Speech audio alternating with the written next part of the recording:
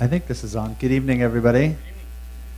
Thank you for coming. We may have a slightly late arriving crowd given the traffic conditions out there, but we'll get started. I'm Christopher Hawthorne. I'm the architecture critic at the LA Times and professor of practice here at Occidental, where I teach a class called the Third Los Angeles Project, which is held right now on Wednesday evenings. And some nights we're in the seminar room reading about LA. Other nights we're here for public events, and this is really the second of a two-part set of public conversations on mayoral leadership in LA County. And last week we had a conversation with Robert Garcia talking about his second term and looking ahead to his plans for the next 5.5 years, given the change in election cycles in Los Angeles. And tonight we're really lucky to be joined by Mayor Robert Garcia of Long Beach, Mayor Asia Brown of Compton, two of the youngest. I was joking on Twitter that I restrained myself from calling this the Millennial Mayor's Panel, and then I noticed that Mayor Brown does call herself the Millennial Mayor in her Twitter bio, so felt slightly better about that possibility. I don't know, Mayor Garcia, you're right. Do you think of yourself as a millennial? Not really, but I'm right there on the cusp. Yeah, born in the 80s, so born in the 70s, right? Late Born 70s. in the 70s, okay. Like me, so I'll claim you as my, you're a little younger. So I'm going to let the mayors, plural, give a kind of mini biography about how they got to elected office and their background, and then I'm going to ask them to do something similar with a kind of mini state of the city to give us a sense of what's happening in the two cities. Before we do that, I want to thank, as always, everyone at Occidental for their support in this project, my students for being here, and in particular to Mayor Brown for coming in the midst of a campaign season. She is up for re-election, as she will tell us next month, and we really appreciate you taking the time to be here. So, Mayor Garcia, why don't we start with you? Give us a sense of how you wound up in elected office, and then we'll talk a little bit about each of your cities. Well, first of all, thank you, you all for coming. And like you, I started off in education as I teach still, and I know you teach as well besides your full-time job. And so I try to teach a class as well, and so it's always good to be with students. So welcome, and glad to have you all here. Just briefly, how I ended up here. I was an immigrant to the United States. I came to the U.S. when I was 5 years old. So I was born in Peru, in Lima. I don't know if anyone's ever been to Peru. A couple, great. Best country outside the United States. And I came to the U.S. as a kid because my family, like I think most immigrant families, are just looking for the American dream and a better life. And we came to the U.S. As a kid, and my family just loved being here. We were fortunate to, we didn't have a lot of resources. We would consider us certainly a low-income family, but the parents worked hard. No one was educated in my family, but they always told me, you're going to go to college and you're going to make yourself into a career, make a career for yourself. So I didn't become a U.S. citizen, believe it or not, until I was 21. So I was 21, graduating out of undergrad, and I became a U.S. citizen that year. And for me, becoming a U.S. citizen was a lot of hard work, but it was also the best day of my life. It still remains the absolute best day of my life. And my family and I were able to be as American as probably most of you guys here, and we took us a long time, but that grew a kind of love of country and community for me. And I think that really sparked an interest for me to get into kind of public service and education. So I started off at the university, and I went to grad school, became a teacher. I taught in the classroom for about 10 years. Then in Long Beach, was involved, and one day decided to run for the city council. I thought for sure I wasn't going to win. I won, and then 4 years later I ran for mayor, and I obviously won that race too. And so I've been mayor for a little over 2 years, not 3 years yet, but will be 3 years pretty soon. And it's been a great honor to serve, your town and your city that you love so much. And so that was kind of how I ended up here. Was not expected, certainly, when you're growing up and with your family. But it's great to be here today and to represent a community that I believe is very vibrant and exciting, and I look forward to talking to you about the city of Long Beach. Terrific, thank you. Mayor Brown. Thank you.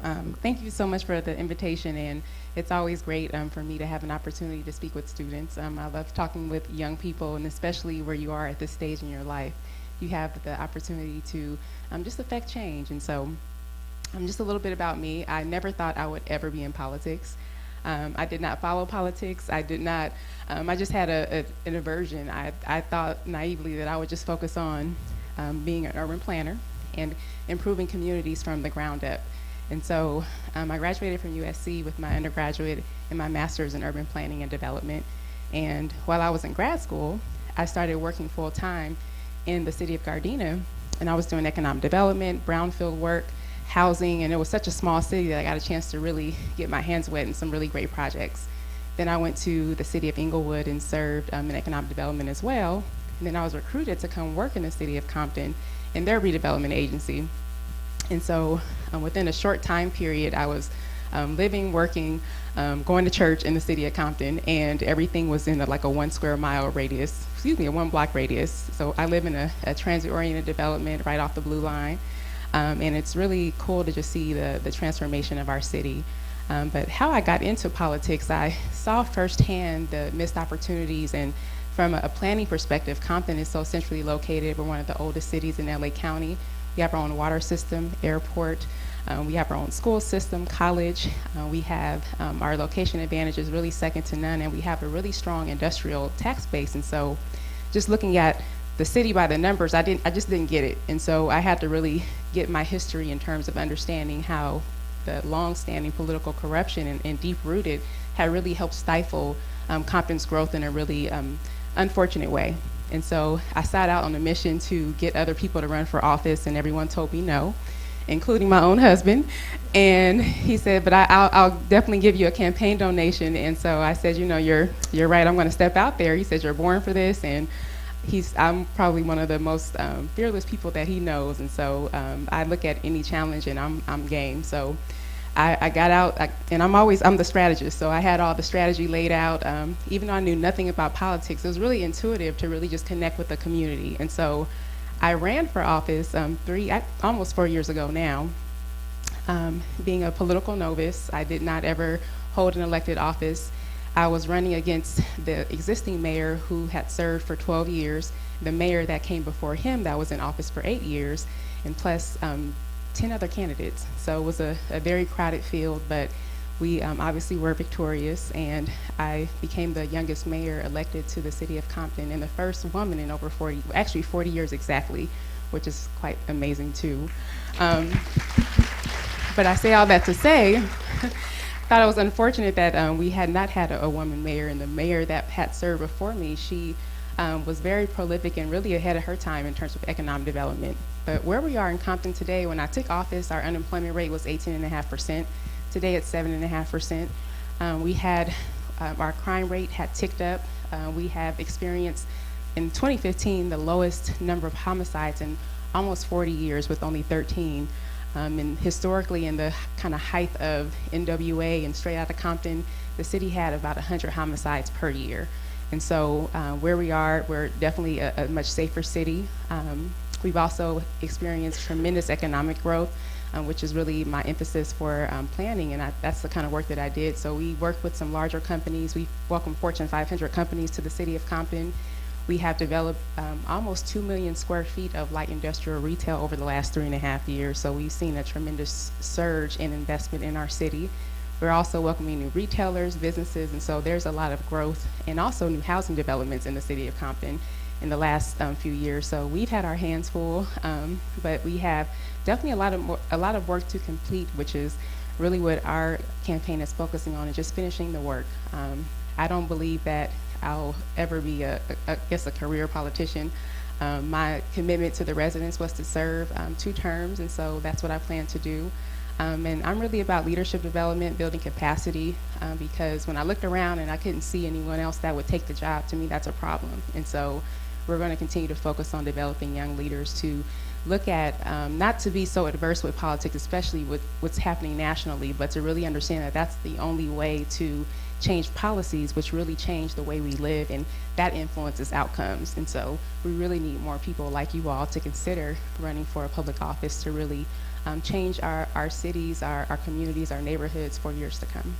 Thank you. I was struck, thank you, I was struck by something you said in an earlier interview, that it was a class at USC that really focused your interest in urban planning, in particular discussion, a class about LA, and given that this event comes out of a course on LA, I thought I would ask you about that. And it had to do with redlining, as I understand, and it gave you a new understanding of the kind of political and ethnic history of the city. Can you tell us a little bit about that? Absolutely. When I was a freshman, actually I was pre-engineering when I got to USC, so I had no plans to even be a planner, but it worked out. But I took a class called Los Angeles and the American Dream, and it was the first time that I was really introduced to the history of LA, how it was developed, and then the strategic way that people of color were prevented from really being a part of the economic growth in these communities, in these cities, and learning about redlining, security maps, ways that banks, the insurance sector, were able to prohibit people of color from inhabiting certain places. It really just struck a nerve in me, because when I think about I was raised by a single mother. My mother was a phenomenal woman. She worked hard and made sure that I had every opportunity that was available to her. But even in earning a scholarship to go to USC, I still understood the disparity in terms of what I was able to be exposed to as a person. Even though I took all AP classes, had straight A's, I still knew that I was at an advantage. And so for me, when I think about public schools, and that just because you go to all public schools, are not created equal, not even within the same school district, those types of things really inspired me to really learn more about policy and how I could help affect change and change how people live, and ultimately to change their opportunities and their outcomes. So that really lit a fire inside of me that's still burning today. And give us a quick snapshot of Compton in terms of size, demographics. I know there's been a big, it's almost 2/3 Latino, is that right? Yes. Give us a sense of the size of the city and the kind of shift of demographics that you're seeing. Absolutely. So historically, Compton was obviously Caucasian. In the 50s, African Americans moved in droves, and over the next 20-year period, there was a huge transition to Compton being predominantly African American, although there were Latino families there. And now we are about 64% Latino, still about 38% African American. We do have a small Samoan population, and in our newest residents that have moved in, it's really diverse. We have all types of ethnicities moving in, and size-wise, we're 10 square miles. Population, we're about 100,000 residents, and just to compare that, we're the same size as Inglewood and about the same population. Mayor Garcia, similar question for Long Beach, and also what you're hearing, what are the pressing issues as you talk to voters? Yeah, I mean, I think the first thing I always tell folks about Long Beach that people don't realize is it's 500,000 people. It's larger in population than Atlanta, Georgia, Miami, Florida, St. Louis, Pittsburgh, and I can go on and name a variety of cities that most people here would probably think are probably larger than Long Beach, and they're not. And I say that because I think sometimes people forget that it's a huge city. Long Beach is a huge urban, big American city on the coast. And because I think it's so close to Los Angeles, and Los Angeles being the second largest city in the country and a huge place of economic activity, that I think people forget, I think, the size sometimes of Long Beach. We were just talking about that a little bit before the panel. And so from a demographic point of view, Long Beach is about 40% Latino.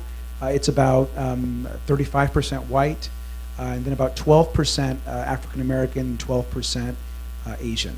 And so that is Asian American. So that's kind of, and then we have obviously some other in there too. But that's generally the makeup. And I would, one thing that Asia had mentioned, I think one thing that helped me when I got elected is that all the mayors before me were white, and one of the reasons why I think I won was because I think people kind of woke up one day and saw, wow, the Latino population had actually grown significantly. And I think when I first ran, I think a lot of people thought, oh, he's too young, and maybe he's too brown, to get elected.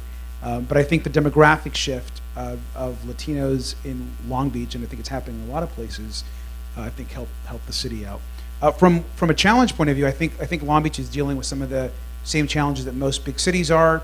And we have a lot of the same success story. I mean, unemployment in Long Beach right now is about 5.5%. We were at 15% at the height of the recession back in 2009. Vacancies in housing is very low. You've got about a 3% vacancy rate, which also obviously is driving up the cost of homes.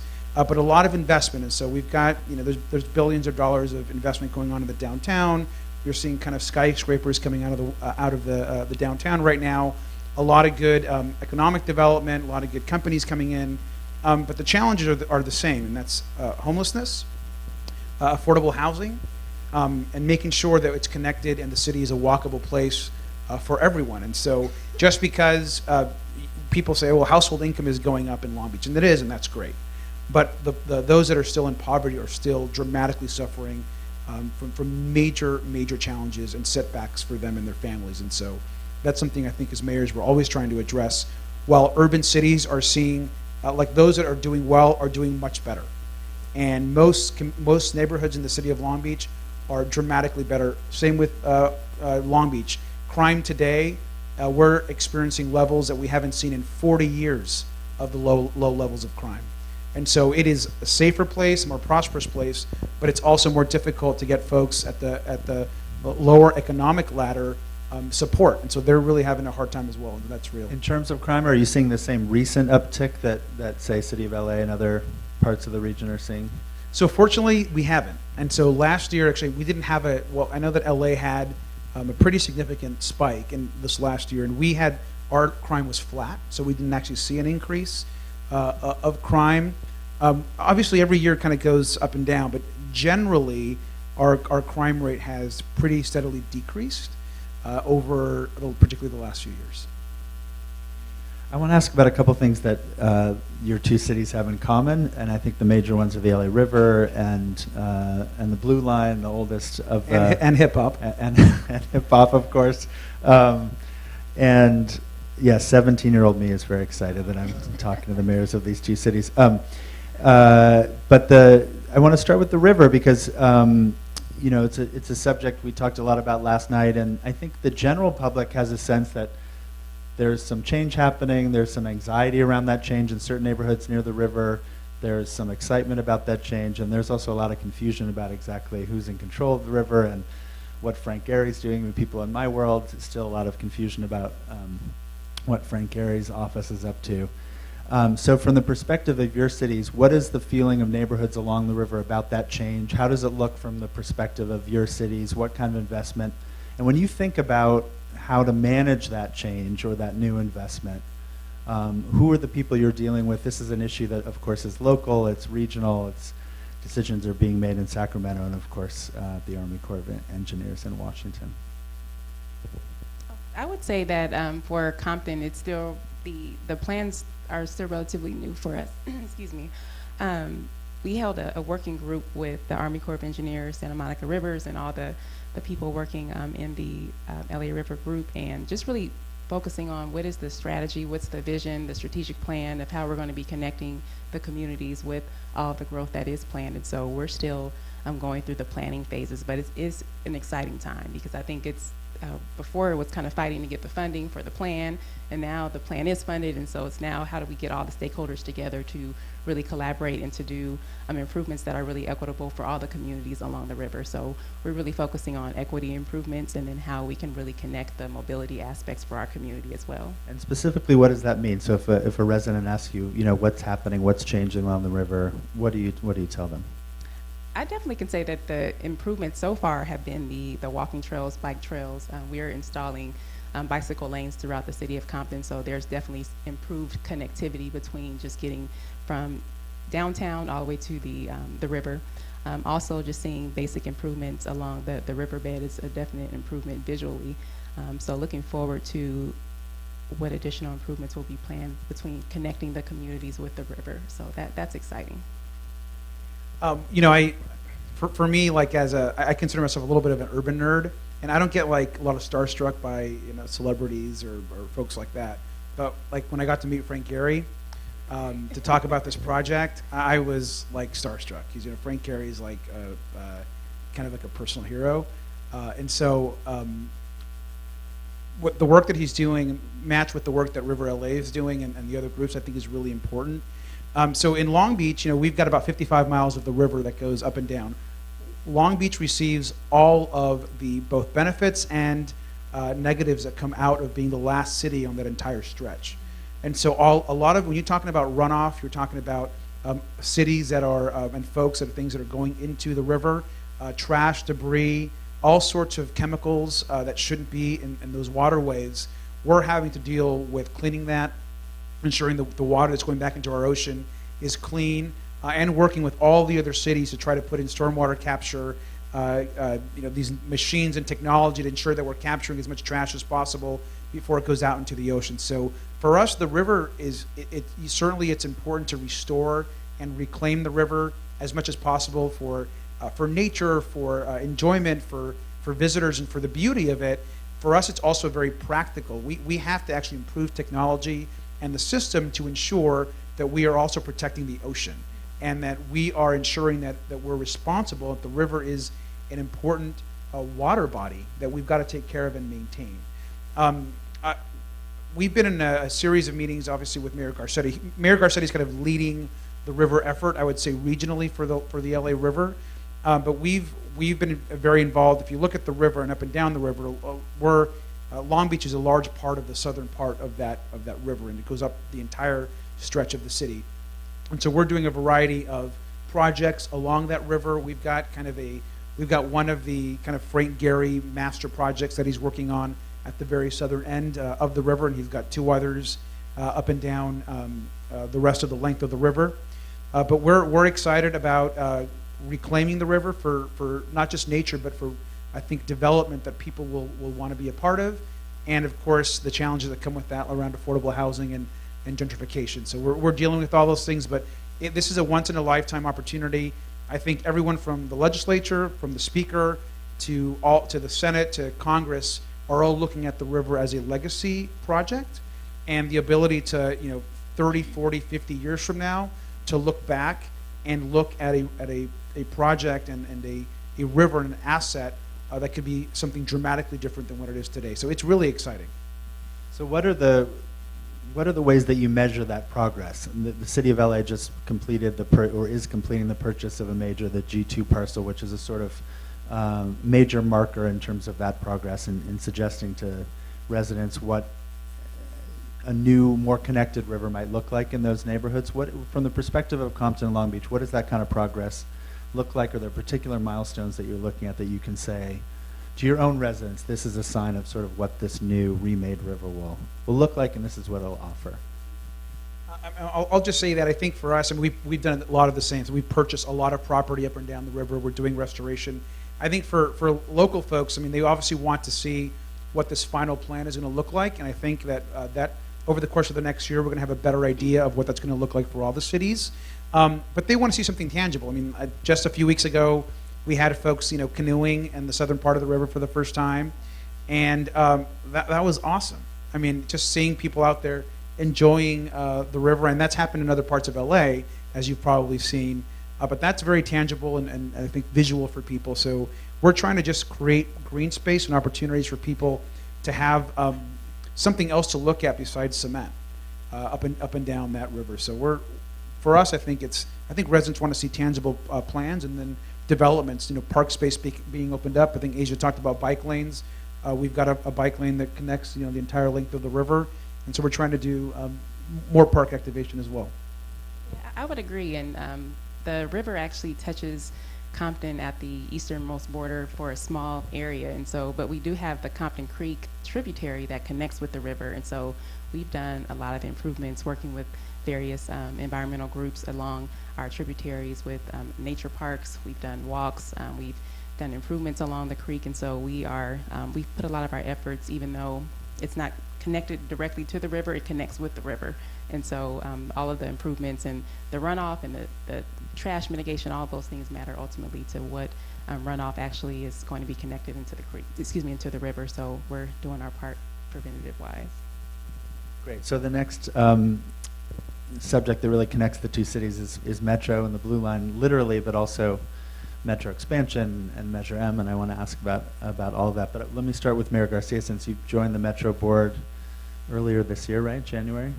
So I want to specifically ask about, well, for both of you, what the upgrades to the Blue Line have meant for your communities, but also what the Measure M money could mean, not just for transportation, but specifically for upgrades to kind of public space, and thinking of those linear lines as really, like the river. I mean, it's one way in which these two subjects are really linked. I think it's the real opportunity, not just with mobility or a new attitude about stormwater, to think about linear, connective open space is among the most important opportunities that the region really has. So I'm curious what all of that means for Long Beach, for example.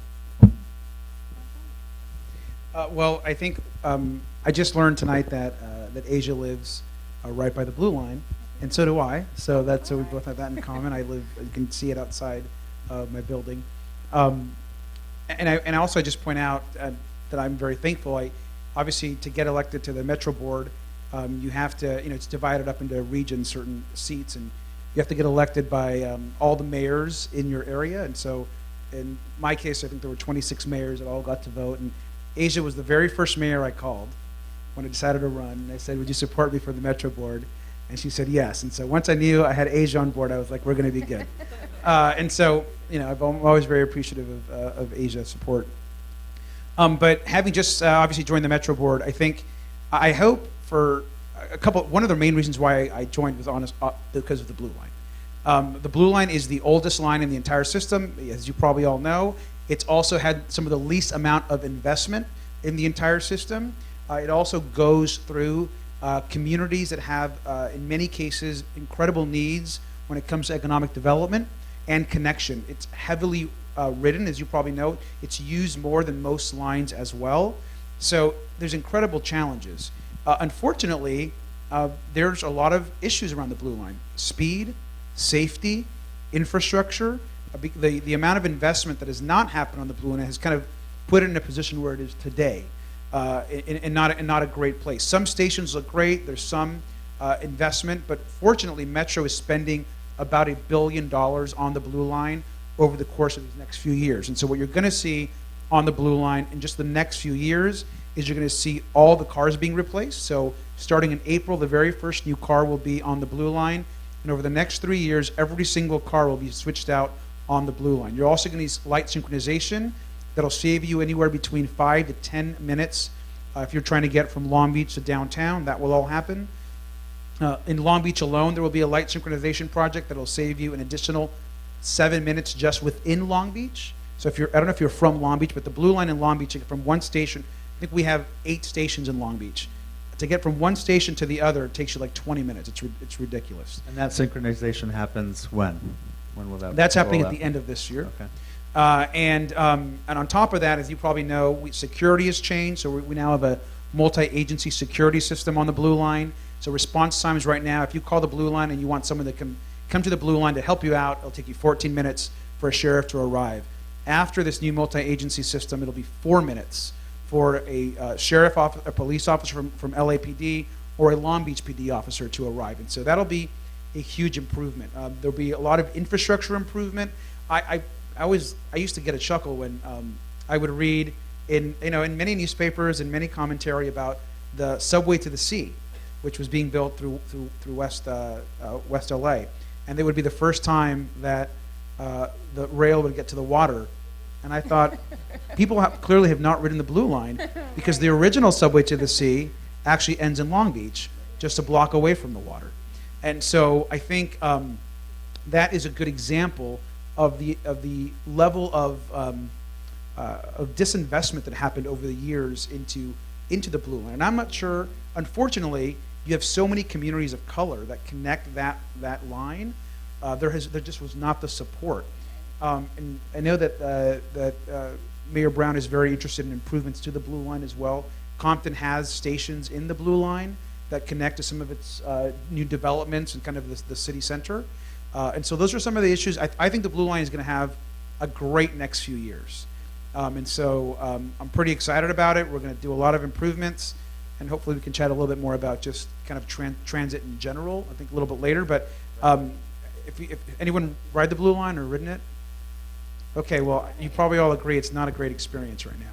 So we're going to try to fix it. Some room for improvement. But I'm curious about your read of the Metro board as well, having just joined. I think there has been a sense among people who write about the things that I write about that the Metro board has not been full of urbanists or people who think about these issues, or I think perhaps just as important, think of Metro as a patron of architecture or public space, and really, given Measure M and given the amount of money that will be raised by Measure M over the next decades, Metro is really the single most important patron of public architecture and open space, even landscape, if you think about, again, those linear connections between stations in the entire region. And it hasn't always seen itself or its mission that way. Do you get a sense, now that you've joined the board, that that's beginning to change? Maybe your election is itself a sign of that kind of a shift, but what's your perspective? Yeah, I mean, I think there's definitely more urbanists now than there were before.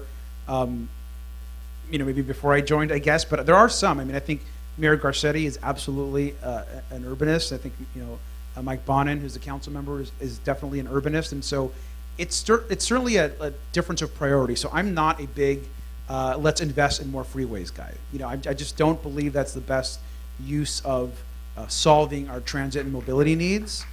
And so, and I know, thank you. Not very many people think that's popular in Long Beach, but so there is that consistent kind of debate within the board about where you're spending your dollars.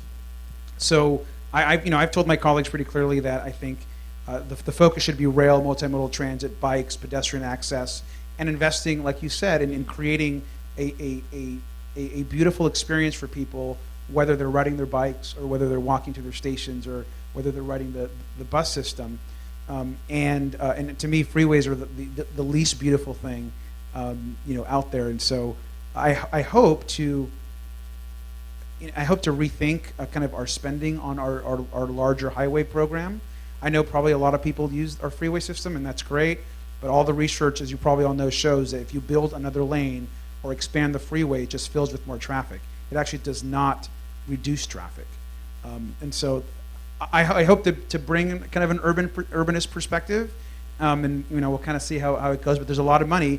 This Metro now has like endless amounts of money because of Measure M, and so we hope to be good stewards of that. It's true. It's true. We hope to be good stewards of that money.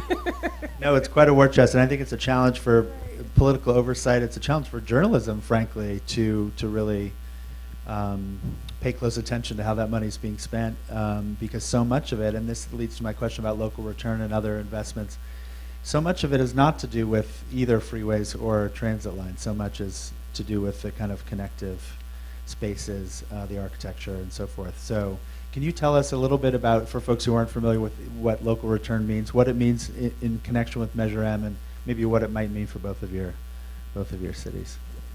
Sure. So what local return is part of Measure M, which obviously you all know is a sales tax increase for transportation and transit, was that every single city would receive a percentage. In Measure M's case, it's 17% of the total Measure M would go essentially into cities, into local city projects.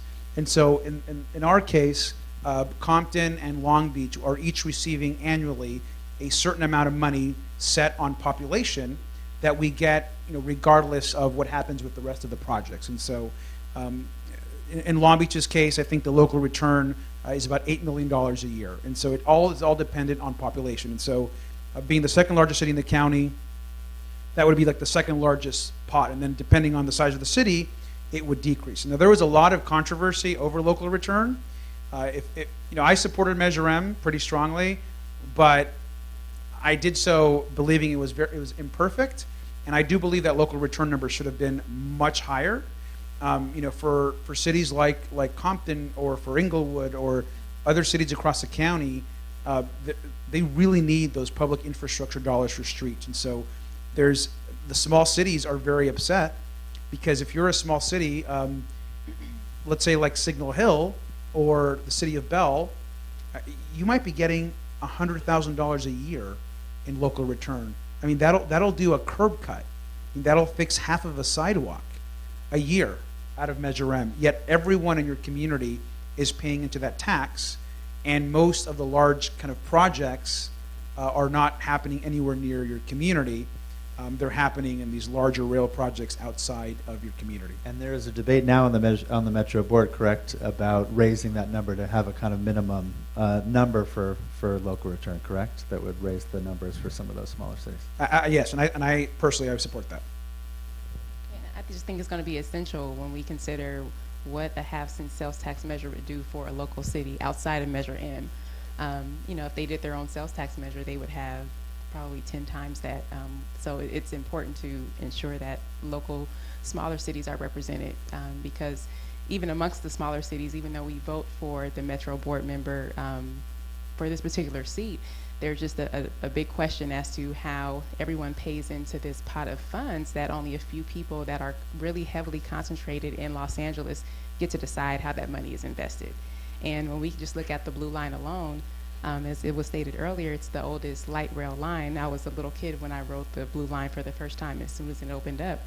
But I'm a real get out, let's walk person. So when we had an opportunity to meet with the new Metro CEO, who's excellent, he has a great background in mobility, sustainability, and just really innovative. So I think he's going to do some great work.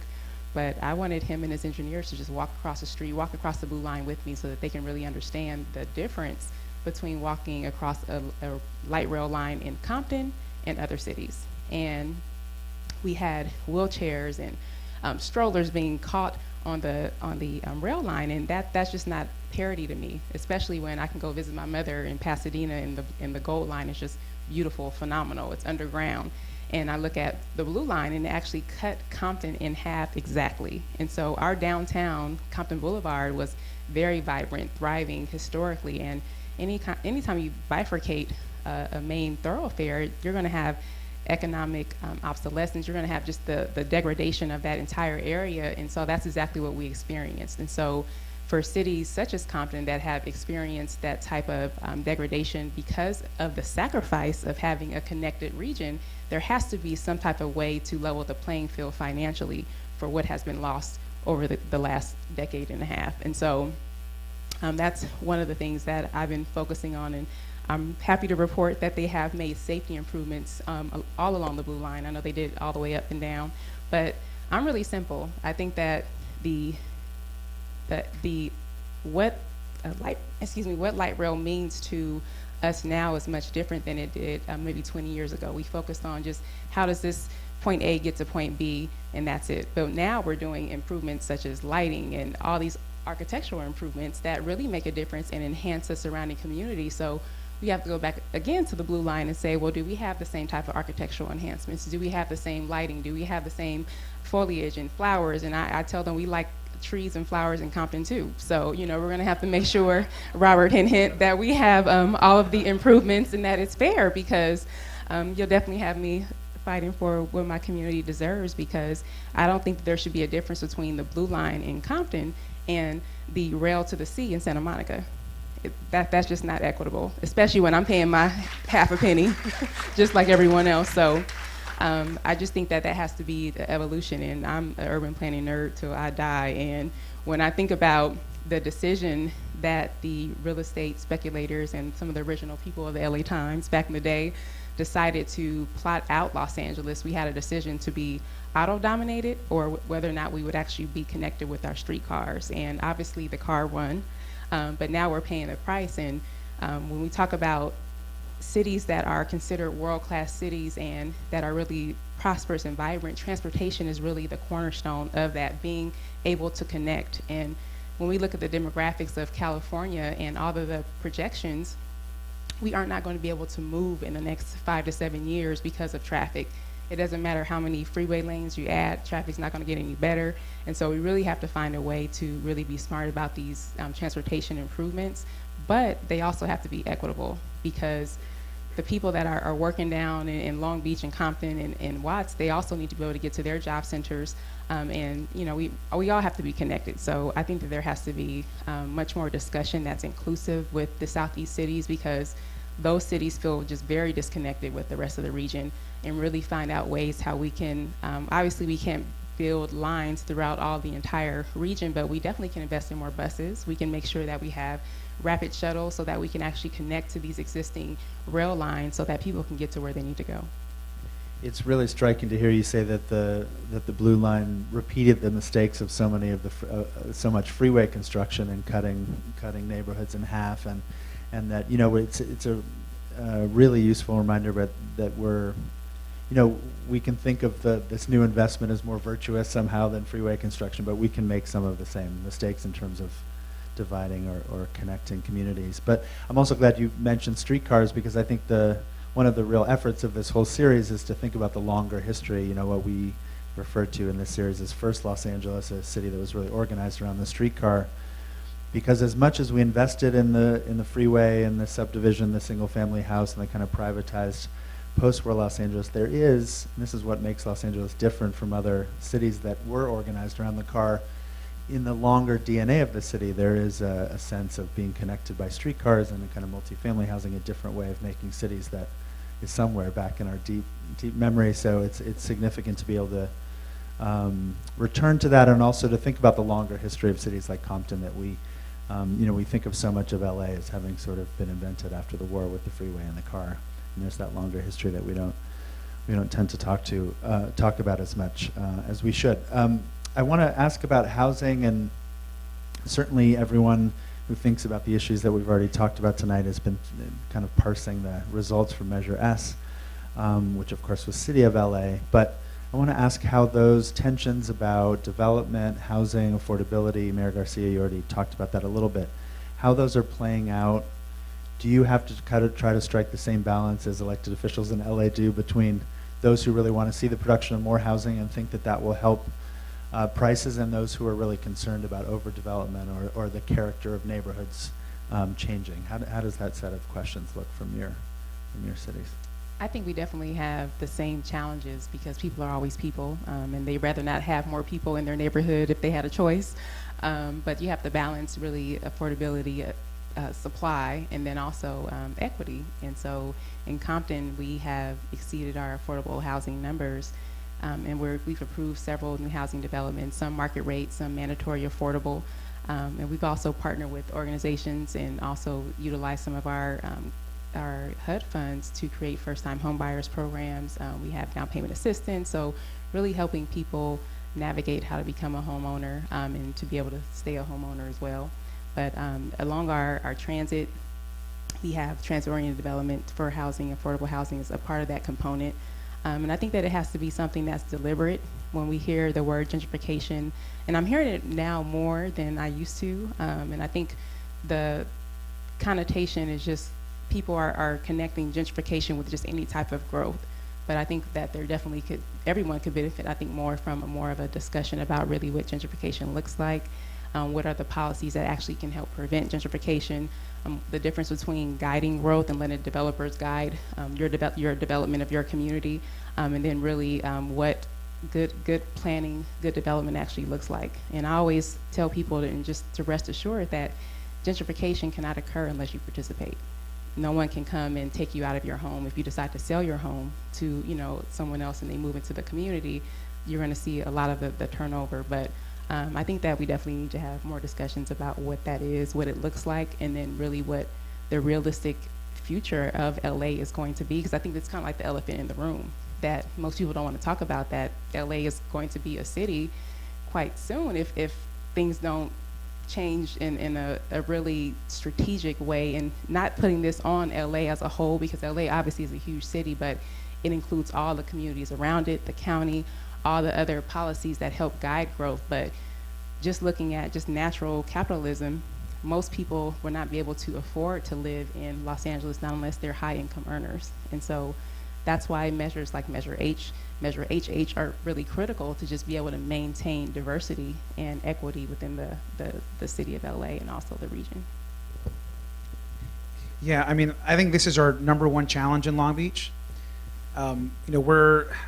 We have a huge need for housing affordability right now. So I think I mentioned we've got about a 3% vacancy rate which is very, very low right now in the city of Long Beach. We've also, we built over the last 5-6 years, probably about maybe 4,000 or 5,000 residential units in the downtown core, almost all market rate.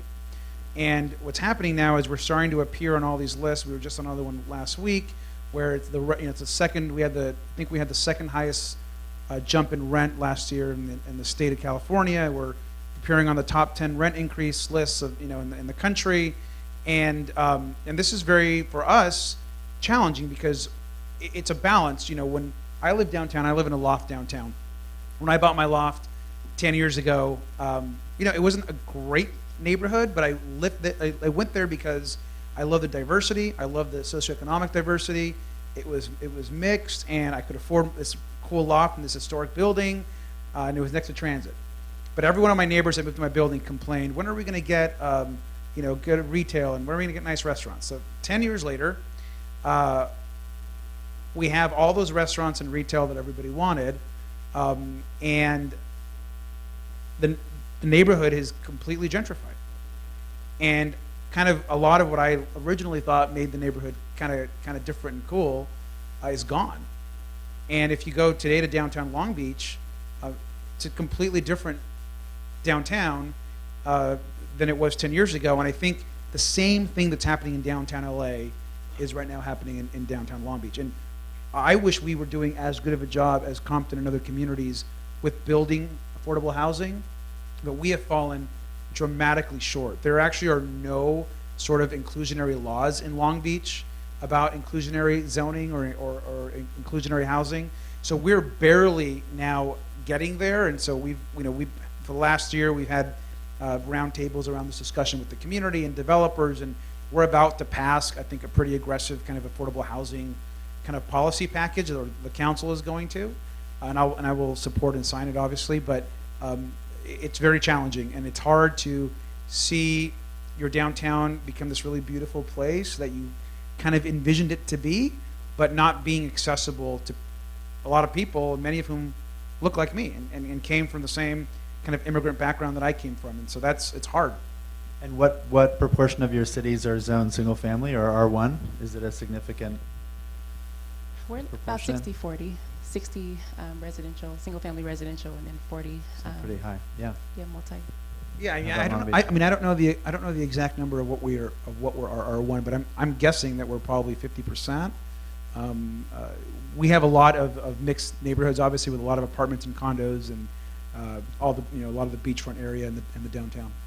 And aside from inclusionary zoning, what strategies have you identified for trying to? I mean, it's really the $64,000 question, of course, how you manage that change once you begin to see investment in certain neighborhoods without it. Certainly an issue in Highland Park, around Occidental.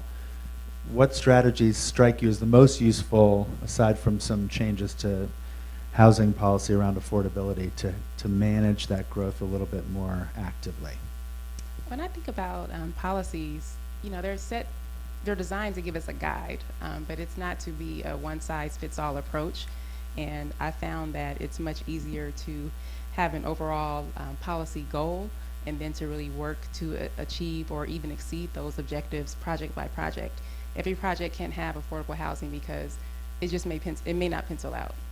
But when you can have affordable housing where it makes sense, where subsidy is available, then you can really push the numbers and really have additional affordable units where it really matters. And so I just think it has to be almost a project or even like an area zone, because different areas of the city definitely have different needs, and you want there are different mixes that you really want to try to accomplish for diversity. So I think you really have to look at the community, because they're so diverse and unique that it just depends on the particular community. But I'm certain that there are great ways to really realize the results that we want by using policies as tools. But I do find that sometimes being too restrictive has so many adverse reactions.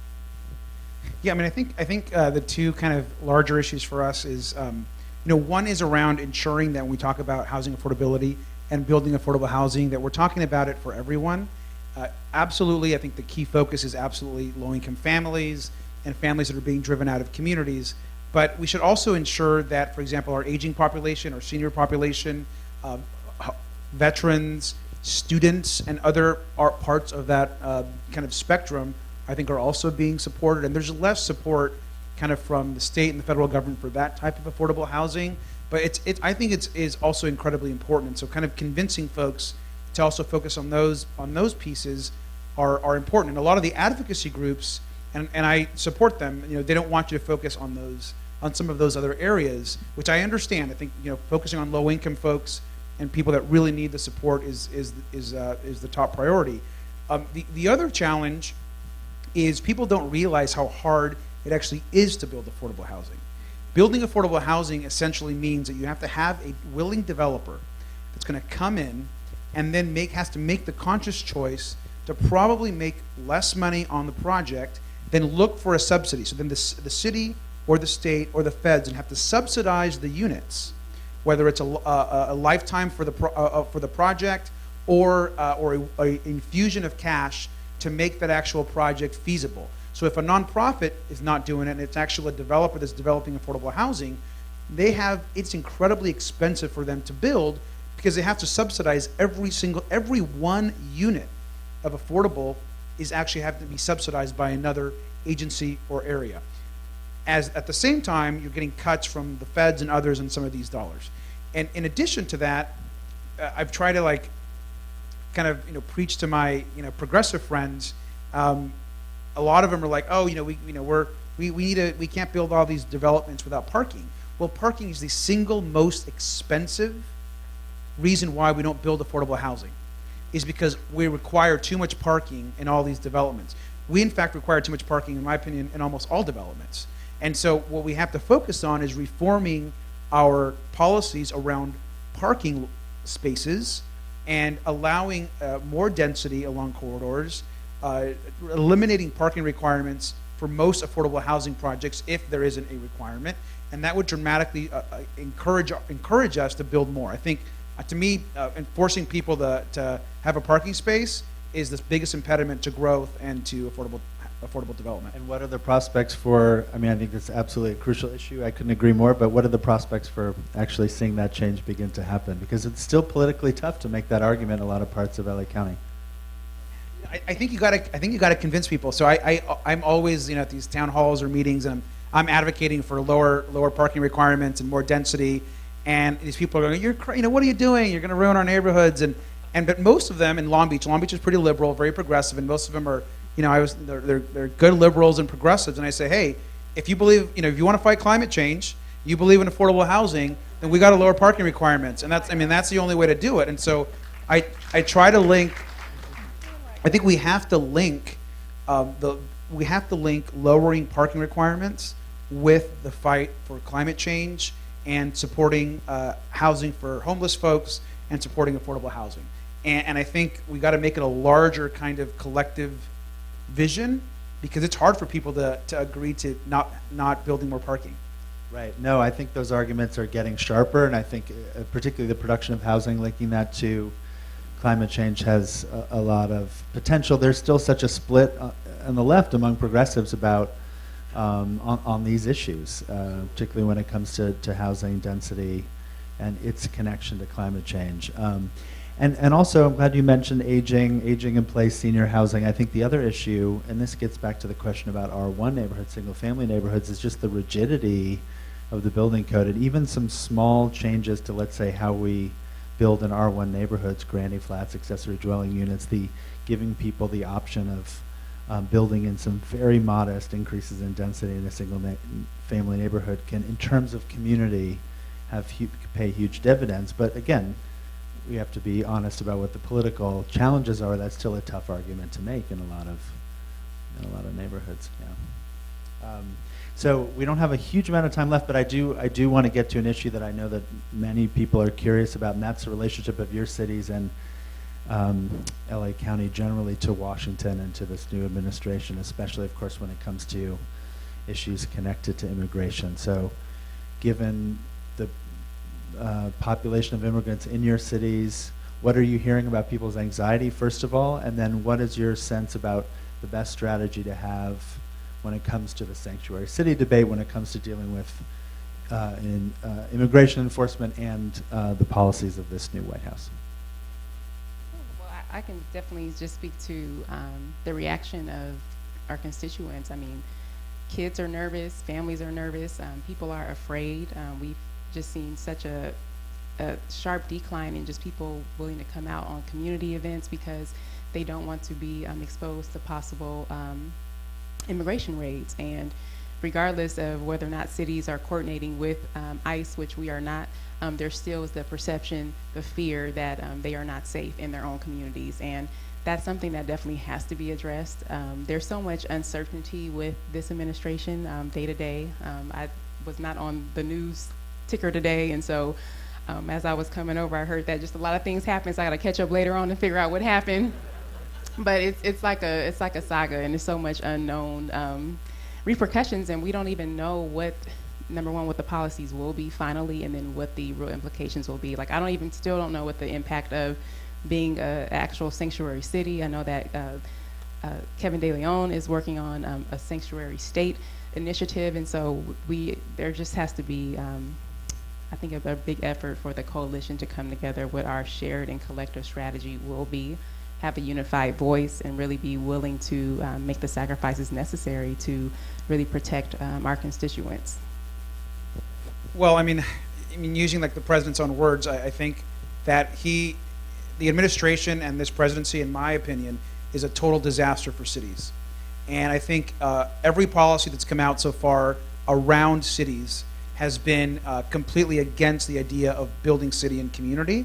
Everything from all the cuts to any sort of housing program. If you believe in affordable housing, if you believe in Habitat for Humanity, if you believe in veterans getting vouchers so they can have a home after they get out of combat, all those things are essentially zeroed out in the budget proposal that President Trump proposed.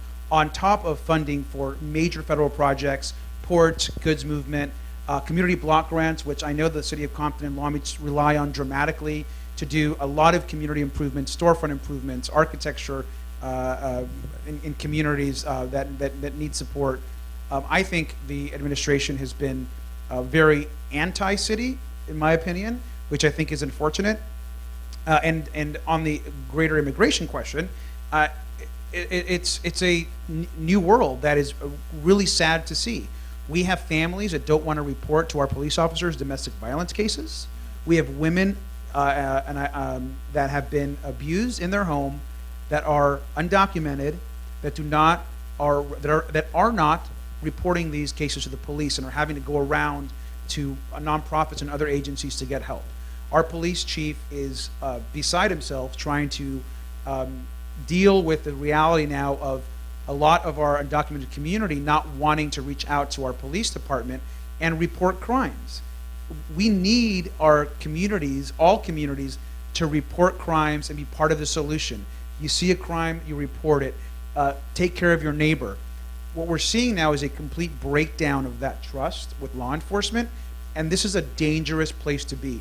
If we want to increase safety, we are doing the exact opposite by scaring immigrants and undocumented folks into a place of hiding and retreat. And so that is, I think our cities are going to have to learn how to deal with this kind of new era, and so that is really unfortunate. And we're seeing it at every level of government. We have a large state courthouse in the city of Long Beach, and I'm talking to the judges. They are seeing huge problems. They're having people not show up to cases. The people that are undocumented, that are choosing to not show up, not report certain incidents, and it's causing a ripple effect on their family, on their finances, and a variety of other issues. And so, I think that most cities, we support this bill, which essentially would create a sanctuary state type of system in California. So Long Beach was the very first city to come out and support that bill and legislation. Our city council unanimously approved supporting that Senate bill, which is in the state right now. I think at some point I think as a community, you got to stand up for your values over threats of losing federal funds. And just lastly, economically, I think that what the new administration doesn't really take fully into consideration is that when you are deporting family members and they're more than likely the economic generators or supporters of these families, the children that more than likely are actually citizens, they're going to be placed into the system, which is going to obviously break up the family and have other psychological issues, but it's also going to be a financial strain on the system, and that cost is going to be considerable. So even from an economic standpoint, which is really what they focused or touting their advantages over these policies and trying to streamline government, it doesn't make any sense. And so I think that analysis hasn't even really been considered as to what the financial impact will be to the nation when you break up these families with immigration. And how much communication, if any, are you or your police chiefs or staff having with the administration at this point around these issues? I mean, what kind of communication? What are you hearing? What kind of clarity are you able to get when you're seeking it? I'm going to join Robert and say that this is a huge regression into our contact with the administration. President Obama was really focused on reaching out to cities, just really being a champion for how to get things done at the local level, really bypassed even a lot of state government to provide resources directly to cities. And just to give you an example, the city of Compton, we were a recipient of the Sustainable Communities program, and we actually received the National Resource Network deployed all their experts to the city of Compton to do a full forensic analysis to provide really key technical assistance that we needed to be able to make some critical decisions about the future of our city. That would not have happened without the President Obama administration, and I know it wouldn't happen now. And so they were really strategic, and I think that's really the tone of that administration was community organizing and really reaching out to people where they live. And I say this every time I get an opportunity, that people are usually more concerned about what happens at the national level instead of really focusing what happens at the community level. When your council members, your mayor, they impact how you live every single day. Those decisions really matter to us, but most people are disengaged. And so I think that it's really, the future is really unknown now, but I know that anytime there's a huge regression, there's always a progression. So I think that this is our opportunity as a nation to really step back and assess what our values are, get our strategy to really move forward. So I think ultimately in the future it'll be some definite improvements, but I think we definitely have to gird ourselves up right now and to be able to weather the storm that's definitely coming with this current administration's proposed budget. Yeah, I mean, I agree. I think, there is communication that's happening. It's very different. And I know that Asia would agree that you had, in my first 2 years as mayor with the Obama administration was amazing. You could pick up the phone and talk to Valerie Jarrett. You could talk to the whole intergovernmental relations team. I think President Obama had mayors at the White House all the time talking about issues around cities. So I guess obviously we're still very new into President Trump's administration, so we have yet to see how kind of the city relationships will play out. But to me, a budget is the most important thing that you lay out. It's a list your priorities, and if you present a budget that essentially eliminates almost every program for cities, that kind of is a starting point that is not a positive one. And so it is concerning, and and I think a lot of mayors, kind of deal with this whole, should I be saying anything negative about the president, or what am I tweeting, or whatever. And I know that my staff and folks at the port, they're always like stressed out about things I tweet or whatever. But I'm just very active and vocal about the damage that's being done to cities. And I think we have to, as mayors, we have to, and by the way, Republican mayors agree. All of my Republican colleague mayors, big city mayors, whether they're in California, and there are a couple big city Republican mayors in California, or ones across the country, and we meet all regularly. They won't say it, but they're like, oh my gosh. I mean, they're dealing with the same challenges we are. We're not dealing with building up military or dealing with the VA. We're dealing with fixing roads, providing public safety, making sure people are safe, a good business climate, the homeless. And all those programs depend on federal dollars. And that, I think California has a story to tell about all of these issues, though. If you think about whether or not this White House will listen is another question, but in terms of looking back at the recent history of the state, Prop 187, we had our own backlash against immigration. It was ugly in many ways. We came through it. We have a much different attitude as a state, as a collection of cities now. And I think that's a story that can be meaningful for the rest of the country. Again, the question is how much Washington will be listening to all of that. I want to thank you for a really terrific conversation. Please join me in thanking the two mayors. Thank you. These are both locally in terms of national issues. These are really the subjects that are at the forefront of the conversation, I think, and it's really terrific to hear perspectives from these two cities. Let me give a quick plug for the final event of the year. Back in this room on April 19th, we'll be talking about the future of the Silver Lake Reservoir, which I think is sort of emblematic of emerging debates in LA about public space and how we share space, how we think about changes to infrastructure.